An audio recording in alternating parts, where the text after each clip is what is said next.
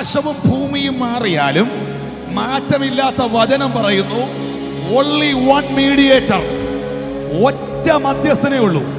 അപ്പോ ഇങ്ങനെ പറഞ്ഞങ്ങ് നിർത്തിയിരുന്നെങ്കിൽ, മധ്യസ്ഥനും ഒരാളേ ഉള്ളൂ എന്ന് പറഞ്ഞങ്ങ് നിർത്തിയിരുന്നെങ്കിൽ നമുക്ക് പലരെയും ഇതിനകത്ത് തിരികെ കയറ്റായിരുന്നു.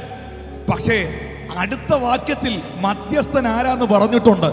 എല്ലാവർക്കും വേണ്ടി മറുവിലയായി തന്നെ താൻ കൊടുത്ത മനുഷ്യനായ ക്രിസ്തുയേശു തന്നെ.